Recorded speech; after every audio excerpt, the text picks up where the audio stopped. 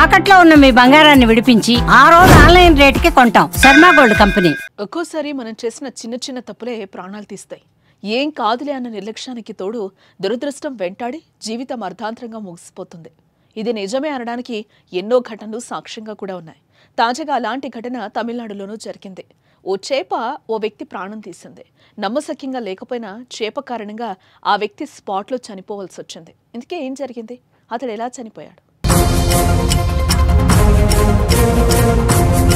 మణిగంధన్ తమిళనాడులోని చెంగల్పట్టు జిల్లా అరైపక్కం గ్రామానికి చెందినవాడు. 29 ఏళ్లు కలిగిన మణిగంధన్ చేపలు పట్టే అలవాటుంది. ఈ క్రమంలోనే మంగళవారం మధురాంతకం ప్రాంతంలో చేపలు వేటకు వెళ్లాడు మణిగంధన్.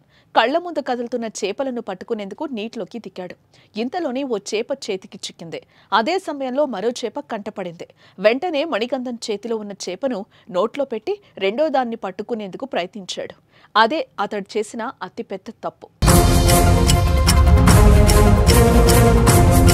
బతికున్న చేపను నోట్లో మణిగంధన్ పెట్టుకోవడంతో అది కాస్త లోపలికి జారిపోయి ఊపిరాడక ఉక్కిరిబిక్కిరయ్యాడు. క్షణాల్లోనే అక్కడ కుప్పకూలిపోయాడు. దీంతో చుట్టూ ఉన్నవారు వెంటనే మణిగంధన్ను జిల్లా ప్రభుత్వ ఆసుపత్రికి తరలించారు. కానీ అప్పటికే మణిగంధన్ ప్రాణాలు కోల్పోయాడు. చూసారుగా ఎంతటి దురదృష్టమో. ఎన్నో ఏళ్ల నుంచి చేపలు పట్టే మణిగంధన్ చిన్న నిర్లక్ష్యంతో అదే చేపకు బలయ్యాడు. కూలీ నాలి చేస్తూ కుటుంబాన్ని పోషించే ఆయన మరణించడంతో ఆ ఇంట తీవ్ర విషాద ఛాయలు అలుముకున్నాయి. మనిషి ప్రాణం పోవడానికి కొన్ని క్షణాలు చాలు. అందుకే మనం చేసే ప్రతి పనిలో జాగ్రత్తగా మెలగాలి.